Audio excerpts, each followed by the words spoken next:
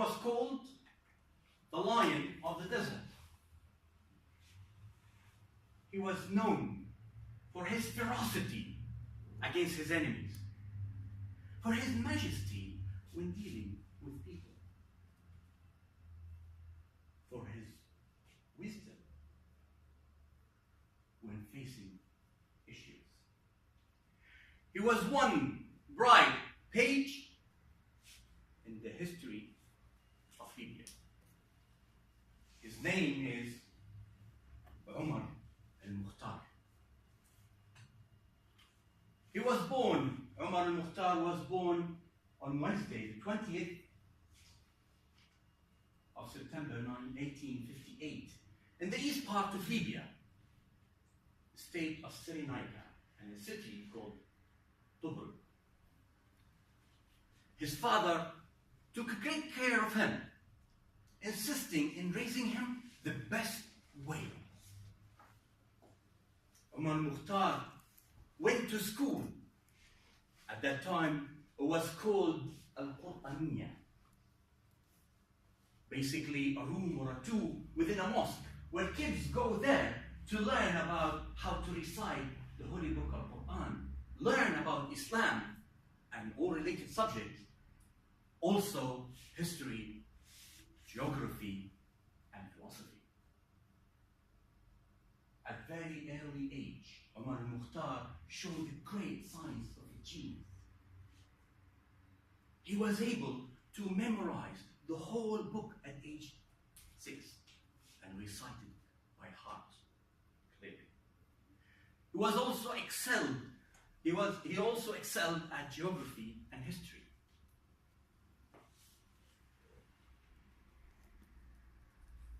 He was taught by great scholars and teachers. When he grew up, he became a scholar as well, teaching others about Islam, reciting the Quran and other subjects, and teaching them how to read, write, and teach.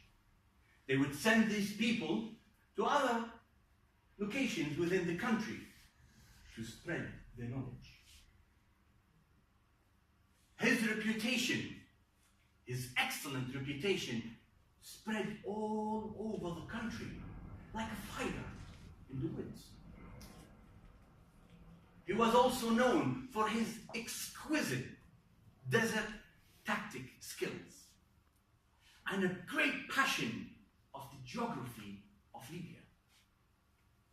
Those two skills became vitally useful when he led the resistance against the invasion of the Italians. In 1911, the Italian forces invaded Libya. They focused on the coastal areas. Cities like Tripoli, Benghazi, Sirte, and Derna. Major battles took place around and in the cities.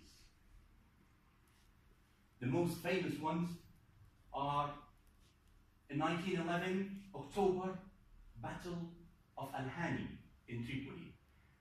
1912, in April, Battle of Fuayhat in Benghazi. 1915, October, the Battle of Cordobiya in Sirte.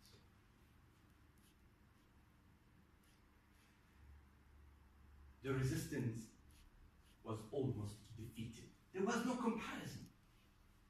One of the greatest armies at that time against people they were still using horses as transportation means. Tankers against horses.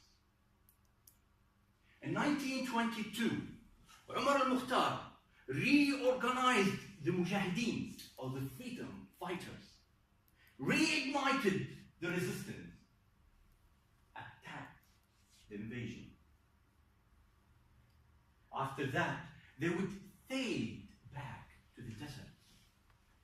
The desert, or the Sahara Kubra, would welcome these fighters and hug them, protect them like a lioness protecting its cubs. An area where the Italians failed to progress.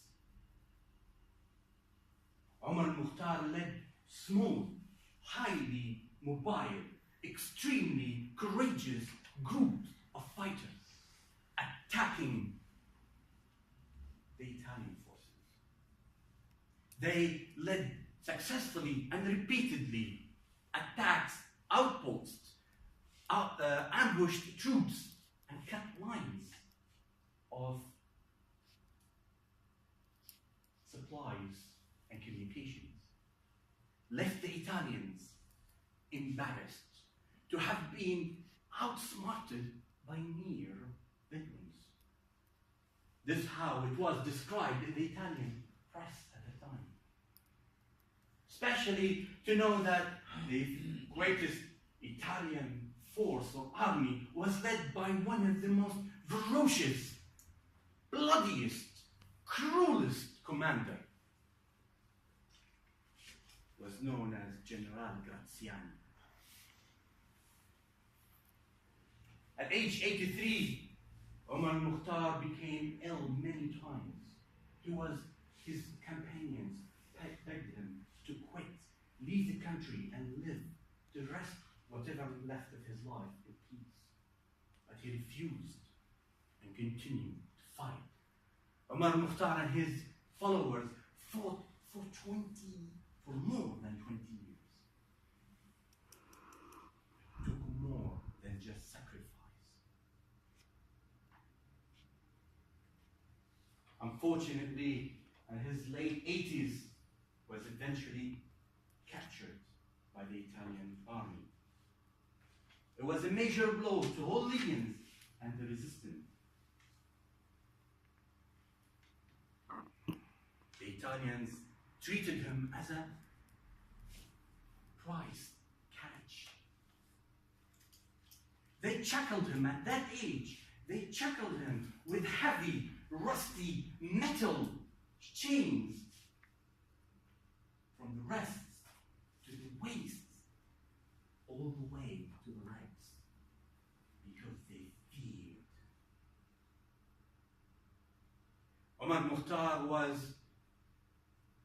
tried, convicted, and sentenced to death by hanging in a public place. He was executed in September 16th, 1931.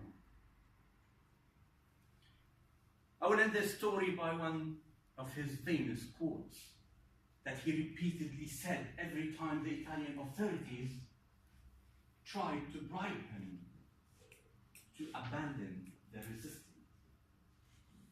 He said, "We do not surrender. We win